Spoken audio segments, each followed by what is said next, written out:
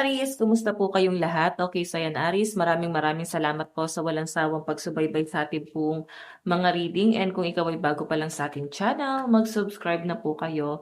Then i-click mo na rin yung ating notification bell para lagi kang updated sa ating mga bagong upload. Okay, so Aries, tignan natin ganap sa inyo ngayong February 2025. Aries, Sun, Moon, Rising, and Venus sign. So guys, sa mga interesado po sa ating private reading, nasa description box below, yung link ng aking Facebook, message nyo na lang ako guys sa mga gusto mag-inquire. Ayan. Okay. Aries, Sun, Moon, Rising, and Venus. Ganap po ngayong February 2025.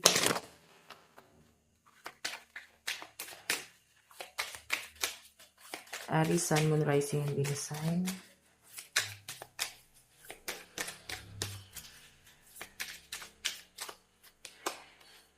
Do not disturb. Regeneration in progress. So, ang overall energy na nakikita ko sa mga Aries ngayong Feb 2025 is parang mas gusto nyo guys ng tahimik. No? Gusto mo ng peace of mind. And possible na may mga plano ka na parang travel.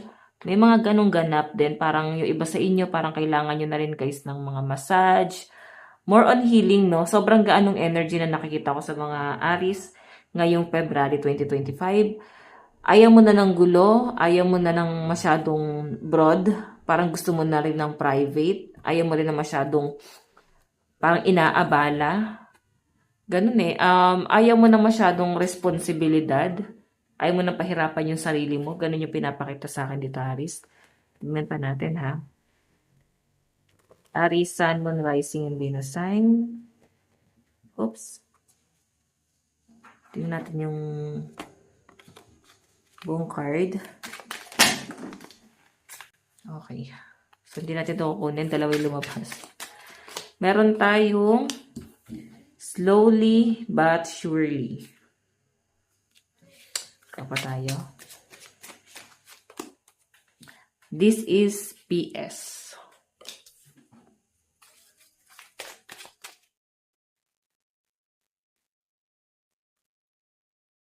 What if you could send your problems away today?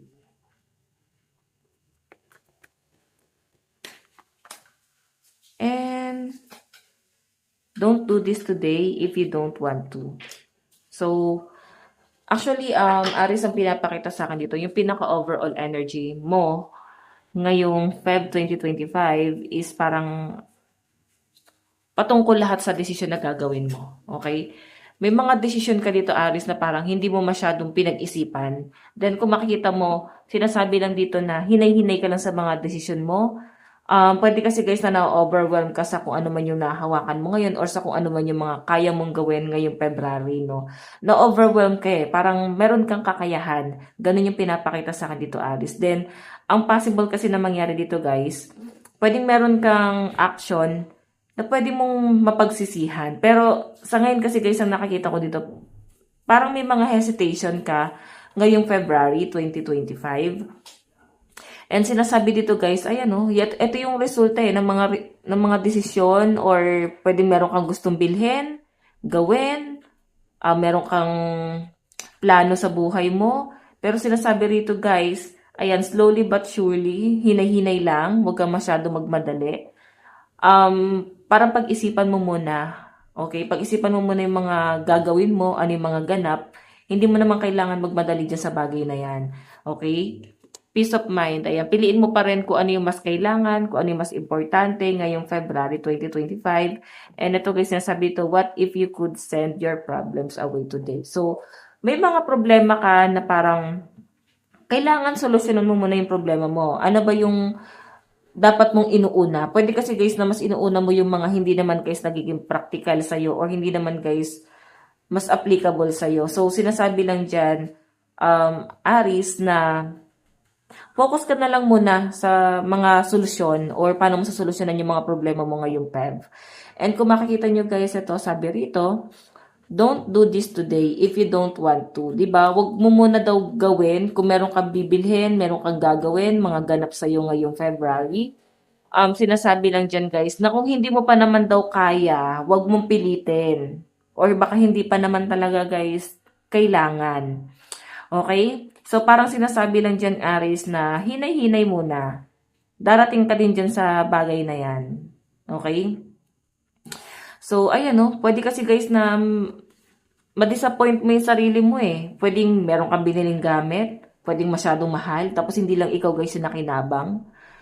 Okay, iba yung gumagamit. Tapos pagka parang nagdamot ka, iba pa yung iisipin sa inyo. Pwede guys yung lilimitahan mo dito is yung mga obligasyon mo. Tapos parang once na nilimitahan mo or hindi ka na willing tumulong masyado, parang iba na yung magiging tingin sa'yo.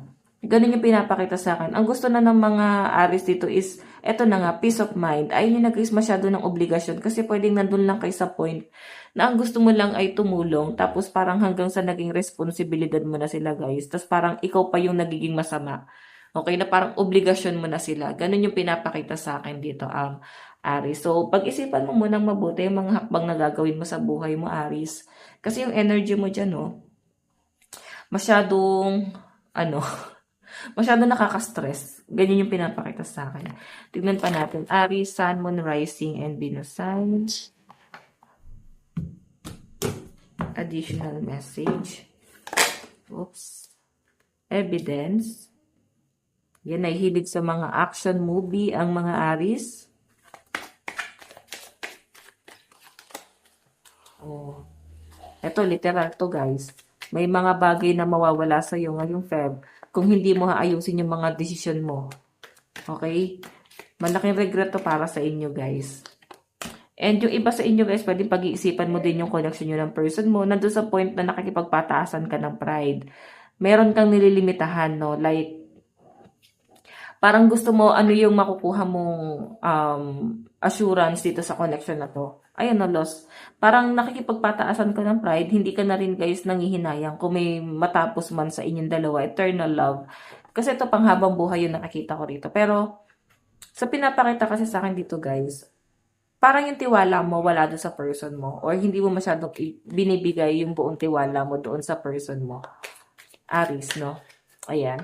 So, yung lucky number mo sa February 2025 is 55, 13, 50, and 4. So, yun guys, ang sinasabi lang din dito is hinay-hinay talaga no, sa mga desisyon. And sa pera kasi guys yung pinapakita sa akin. Then yung iba sa inyo guys, pwedeng may mga opportunity na paparating sa inyo ngayong Feb. Maguguluhan ka eh.